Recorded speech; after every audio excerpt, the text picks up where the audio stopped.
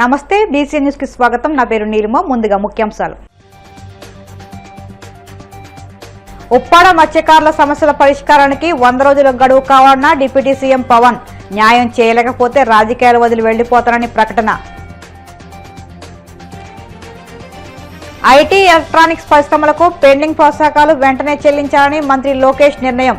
రాబోయే 5 ఏళ్లలో ఐటీ రంగంలో 5 లక్షల ఉద్యోగాల కల్పనే లక్ష్యంగా ప్రణాళిక. విశాఖలో చికిత్స పొందుతున్న విద్యార్థులను పరామర్శించిన జగన్. గిరిజన విద్యార్థుల సంక్షేమాన్ని ప్రభుత్వం పూర్తిగా గాలికి వదిలేస్తుందని ఆగ్రహం. 13వ వార్షిక బ్రహ్మోత్సవాలకు ముస్తాబైన వాడపల్లి. శ్రీ వెంకటేశ్వర స్వామికి 9 రోజుల పాటు వాహన సేవలు, తిరుమల తరహాలో విస్తృత ఏర్పాట్లు. ఉప్పాడ మత్స్యకారుల సమస్యలనే అర్థం చేసుకున్నారని, వాటిని పరిష్కరించడానికి 100 రోజుల గడువు కావాలని డిప్యూటీ సీఎం పవన్ కళ్యాణ్ పేర్కొన్నారు. వారిలో ఒకటిగా భావించి సమస్య పరిష్కరిస్తారని, న్యాయం చేయలేకపోతే రాజకీయాలు వదిలి వెళ్లిపోతారని ప్రకటించారు. గత వైసీపీ ప్రభుత్వం మాదిరిగా పరిశ్రమలను కూటమి సర్కారు భయపెట్టదని స్పష్టం చేశారు. పారిశ్రామికవేత్తలను బెదిరించడం వైసీపీ చేసే పని అని మండిపడ్డారు. రాష్ట్రానికి పెట్టుబడులు రావాలని, లేదంటే అభివృద్ధి ముందుకు వెళ్లదని అన్నారు. కాకినాడ జిల్లాలో తన సొంత నియోజకవర్గం పిఠాపురం పరిధిలోని ఉప్పాడలో ఆయన మత్స్యకారులతో నిర్వహించిన బహిరంగ సభలో ప్రసంగించారు. సముద్రంలో కలుస్తున్న పారిశ్రామిక వ్యర్థ జలాల ప్రాంతాలను మరో 3 రోజుల్లో బోటులో వెళ్లి పరిశీలిస్తారని హామీ ఇచ్చారు. పిఠాపురం నియోజకవర్గంలో ప్రత్యేకించి ఉప్పాడ కొత్తపల్లి ప్రాంతం ఇప్పుడు మీకు ప్రపంచం దేశం అంతా తెలుసు. ముఖ్యంగా మన రాష్ట్రం అత్యధికంగా మత్స్యకార వృత్తి మీద ఉండే కుటుంబాలు ఎక్కువ.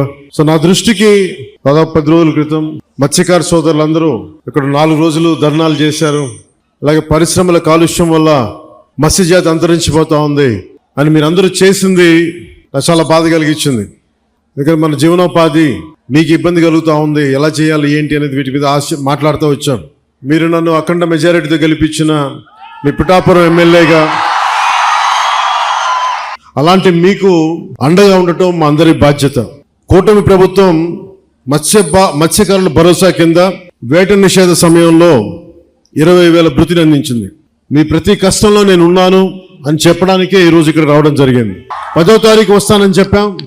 ఒక రోజు ముందుగానే, మధ్యలో ఆరోగ్యం బాగాలేక రాలేకపోయాను, కానీ ఒకరోజు ముందే మీకు ఇచ్చిన డేట్ కంటే కూడా ముందే వచ్చాం. అలాగే మీరు సముద్ర గర్భం నుంచి తీసుకొచ్చే మత్స్య సంపద వేలాది కుటుంబాలకి ఆహార భద్రత, జీవనాధారం అందిస్తుంది. ఈరోజు కాకినాడ జిల్లా కలెక్టరేట్ సమావేశంలో నిర్వహించిన సమావేశంలో మన సమస్యలన్నీ నాకు దృష్టికి తీసుకొచ్చారు. ఇక్కడ నక్కపల్లి SEZలో కానీ, అటు మనకి తుని మండలంలో, మనకి తుని నియోజకవర్గంలో అక్కడ దివీస్ ఫ్యాక్టరీ కానీ, అరబిందో కానీ, మిగతా చిన్న చిన్న పరిశ్రమల నుంచి కాలుష్యాలు వచ్చేస్తున్నాయి, మత్స్య సంపద అంతరించిపోతూ ఉంది, మాకు వేట దొరకట్లేదు అంటే ఇదొకటి ముఖ్యమైన సమస్య నాకు ప్రస్తావించారు. ఎక్స్గ్రేషియా సముద్రం వేటకి వెళ్ళినప్పుడు ప్రాణాలు కోల్పోయిన కాకినాడ జిల్లాకి చెందిన 18 మంది మత్స్యకార సోదర కుటుంబాలకి మా ఎక్స్గ్రేషియా అందలేదు అని చెప్పారు. వెంటనే ఈ రోజునే నేను స్వయంగా 5 మందికి ఇప్పించాను. మిగతా 13 మందికి, దాదాపు 18 మందికి 5 లక్షల రూపాయల చొప్పున 90 లక్షలు వారికి వెంటనే మంజూరు చేయడం జరిగింది.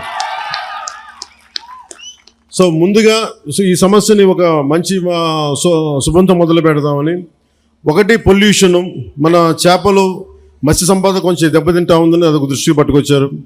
2, మన అమీనాబాద్ హార్బర్లో ఈ డిజైన్ లోపం కారణంగా మనకి రాళ్లను తాకి మనకి పడవలు దెబ్బతింటా ఉన్నాయి, వాటికి వలలకి చిక్కుకుపోయి ఇబ్బంది అయిపోతూ ఉంది.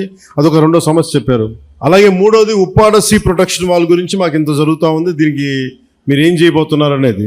ఇక్కడ మనకి మత్స్య సంపద దొరకనప్పుడు మేము అంతర్వేదికి కానీ, మచిలీపట్నం కానీ, మిగతాటి నిజాంపట్నం వైపు వెళ్తూ ఉంటే మాకున్న సమస్యలు, అక్కడ స్థానికంగా ఉండే మత్స్యకారుల సంఘాలతో మాకు గొడవలు వస్తున్నాయి, దీని మీద ఏం చేస్తారనేది ముఖ్యంగా ఈ 3 సమస్యల మీద ప్రస్తావించడం జరిగింది. దీంతోపాటు దానికి అనుబంధ సమస్యలు. సో నేను మీ దృష్టికి తీసుకొస్తుంది ముందుగా ఉప్పాడ సీ ప్రొటెక్షన్ వాల్ గురించి. మేము మీకు మాట ఇచ్చాం, Uppada sea protection wall last time మనం ఇక్కడికే వచ్చాం. అలాగే మనకి సెంట్రల్ నుంచి కోస్టల్ రెగ్యులేటరీ జోన్ అథారిటీ వాళ్ళని పిలిపించాం. సో పిలిపించినప్పుడు మనం పంపించిన ప్రతిపాదన 323 కోట్లతోటి రక్షణ గోడ నిర్మాణానికి కేంద్ర ప్రభుత్వం సానుకూలంగా ఉంది. అలాగే దీనికి సంబంధించి ఈ నెల 14వ తారీఖున కేంద్ర గృహశాఖ కార్యదర్శి ఆధ్వర్యంలో ఢిల్లీలో ఈ మీటింగ్ జరగబోతా ఉంది. నేను వారికి ఒకటే తెలియజేశాను, దాదాపు ప్రపంచం మన దేశంలోనే చాలా అరుదుగా ఉండే చోట్ల ముఖ్యంగా ఉప్పాడ తీర ప్రాంతం సంవత్సరానికి 20 నుంచి 25 మీటర్ల కోతకు గురవుతూ ఉంది, ఉన్న ఇళ్ళు పోతూ ఉన్నాయి. అందుకని సీ ప్రొటెక్షన్ వాళ్ళు చాలా అవసరం అని చెప్పి ప్రత్యేకంగా చెప్పడం వల్ల సెంట్రల్ హోమ్ మినిస్ట్రీకి చెప్పడం జరిగింది. ఇది 14 మీటింగ్ జరుగుతారు. ఇది నేను మీకు మాట ఇచ్చాను మొన్న ఎలక్షన్ టైంలో కూడా, ఇప్పటికీ నేను మీకు మాట ఇస్తున్నాను. ఆల్రెడీ 14వ తారీఖు అయితే 323 కోట్ల రూపాయలు కాబట్టి ఇలా చేతిలో మంత్రదండం ఉన్నట్టుగా వెంటనే ఇలా నేను చెప్తే అయ్యేది కాదు. ఇది చాలా లేయర్డ్గా జరుగుద్ది. సో మొదట 2 మీటింగ్లు అయినాయి, ఇప్పుడు 3వ మీటింగ్ జరుగుతూ ఉంది. ఖచ్చితంగా నా నమ్మకం 323 కోట్ల రూపాయలు కేంద్ర ప్రభుత్వం మనకు సీ ప్రొటెక్షన్ వాళ్ళకి ఇవ్వబడుతుంది. ఇది నేను మీకు మాట ఇస్తున్నాను. నేను కింద పడతాను, మీద పడతాను, ఇబ్బందులు పడతాను. నేను మన కోసం, మన మత్స్యకార కుటుంబాల కోసం, మన ఉప్పాడ తీర ప్రాంతం కోసం, మన పిఠాపురం కోసం నేను మీకు మాట ఇస్తున్నాను. ఉప్పాడ సీ ప్రొటెక్షన్ వాళ్ళు ఖచ్చితంగా నిర్మించడం జరుగుద్ది. దానికి నిధులు కూడా ఎలాగ మన కేంద్ర ప్రభుత్వం నుంచి వచ్చేలాగా ఆల్రెడీ కేంద్ర ప్రభుత్వం సానుకూల తెలియజేశారు. కానీ అది 320 కోట్లు ఇవ్వాలా లేదా 250 వాటి మీద ఊగిసలాడుతూ ఉంది మనకి మాటలు. సో నేనేం కోరుకున్నానంటే 323 కోట్ల రూపాయలు మీరు దయచేసి ఇవ్వండి అని చెప్పి మన సాధక బాధలని వారికి తెలియజేశాను. రాష్ట్ర విపత్తు నిర్వహణ సంస్థ మరియు మహాత్మా గాంధీ జాతీయ ఉపాధి హామీ పథకం ద్వారా ఉప్పాడ నుండి కొనపాపపేట వరకు వచ్చే మన 5,65 లక్షల రూపాయలతోటి తీర రక్షణ పనులు చేపడుతుంది. దాంట్లో భాగంగా పనులు కొంత ప్రారంభమైంది. ఆంధ్రప్రదేశ్లో రాబోయే 5 ఏళ్లలో ఐటీ, ఎలక్ట్రానిక్స్ రంగాల్లో 5 లక్షల ఉద్యోగాలు కల్పించడమే లక్ష్యంగా పనిచేస్తున్నామని మంత్రి నారా లోకేష్ స్పష్టం చేశారు. ఉండవల్లిలోని తన నివాసంలో ఐటీ, ఎలక్ట్రానిక్స్ అండ్ కమ్యూనికేషన్స్ శాఖ అధికారులతో ఆయన సమీక్ష సమావేశం నిర్వహించారు. రాష్ట్రంలో పెట్టుబడులు పెట్టేందుకు ముందుకొచ్చిన సంస్థలకు పూర్తి భరోసా కల్పిస్తామని, ఐటీ, ఎలక్ట్రానిక్స్ పరిశ్రమలకు చాలా కాలంగా పెండింగ్లో ఉన్న ప్రోత్సాహకాలను త్వరలోనే చెల్లించేందుకు చర్యలు తీసుకోవాలని అధికారులను ఆదేశించారు. కురుపం గిరిజన గురుకుల పాఠశాలలో జాండీస్తో 2 బాలికలు మృతి ప్రభుత్వ నిర్లక్ష్యానికి నిరసనమని మాజీ ముఖ్యమంత్రి వైసీపీ అధ్యక్షుడు జగన్ మండిపడ్డారు. విశాఖ కింగ్ జార్జ్ ఆసుపత్రిలో జాండీస్తో చికిత్స పొందుతున్న విద్యార్థులను పరామర్శించిన అనంతరం ఆయన మీడియాతో మాట్లాడుతూ గిరిజన విద్యార్థుల సంక్షేమాన్ని ప్రభుత్వం పూర్తిగా గాలికి వదిలేసిందని ఆగ్రహం వ్యక్తం చేశారు.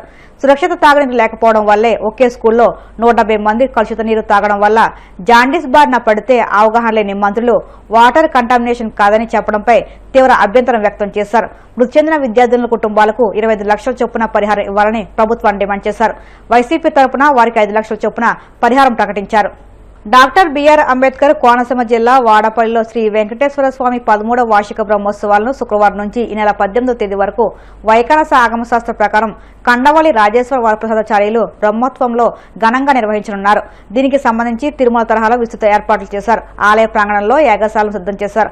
రాష్ట్ర మంత్రులు, జిల్లా అధికారులు ప్రముఖులకు శుభపత్రికలను అందజేసి ఆహ్వానించారు. బ్రహ్మోత్సవాల్లో భాగంగా వివిధ వాహనాలపై శ్రీవారు తిరువీధుల్లో విహరించి భక్తులకు కృపకటాక్షాలు అందించనున్నారు.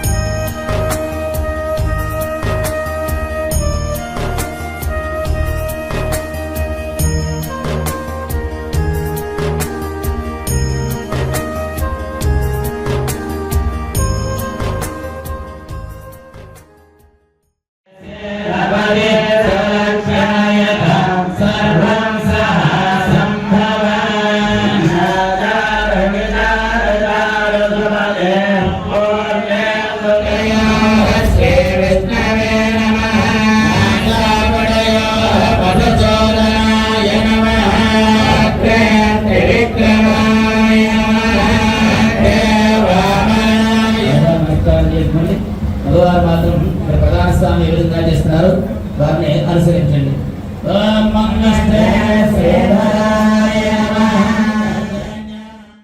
వాడపల్లి శ్రీ వెంకటేశ్వర స్వామి వారి యొక్క 13వ వార్షిక బ్రహ్మోత్సవాలు 10వ తేదీ రేపటి నుంచి 18వ తేదీ వరకు కూడా వైభవేతంగా జరగనున్నాయి. దాన్ని రంగరంగ వైభవంగా ఎంతో గొప్పగా బ్రహ్మోత్సవాలు నిర్వహించడానికి అధికారులు, ప్రజాప్రతినిధులు అందరూ కూడా పాల్పంచుకుని ఆ ఏర్పాట్లలో నిమగ్నమై ఉన్నారు. అత్యధికమైన సంఖ్యలో విశేషంగా తరలి వచ్చే భక్తులకు స్వామివారి దర్శనం ఏర్పాట్లు సులభతరంగా ఉండే విధంగా, అక్కడ తగ్గ సౌకర్యాలన్నీ కూడా బాగుండే విధంగా, అక్కడ భక్తులకు దర్శనం సులువుగా జరిగే విధంగా, ట్రాఫిక్ ఇబ్బందులు లేకుండా ఉండే విధంగా, శానిటేషను, అన్నప్రసాదాలు అన్నీ కూడా సమయంగా జరిగే విధంగా దానికి తగ్గ ఏర్పాట్లు చేస్తూ ఉన్నారు. బ్రహ్మాండమైనటువంటి లైటింగ్ ఏర్పాట్లు చేయడం జరిగింది. దానికి తగ్గట్టుగా స్వామివారి ఆలయాన్ని పుష్పాలతోటి వివిధ రకాలుగా అనేక రకాలుగా స్వామివారి ఆలయాన్ని పుష్పాలతో అలంకరించి దాన్ని తీర్చిదిద్దడం జరుగుతూ ఉన్నది. అనేక రకాలైన సాంస్కృతిక కార్యక్రమాలు, ఆధ్యాత్మిక కార్యక్రమాలు ఉదయం నుంచి సాయంత్రం వరకు కూడా బ్రహ్మోత్సవాల సమయంలో అనేక రకాలైన సేవలు జరిగే సమయాల్లో అనేక ప్రోగ్రాములు కూడా ఏర్పాటు చేయడం జరిగింది.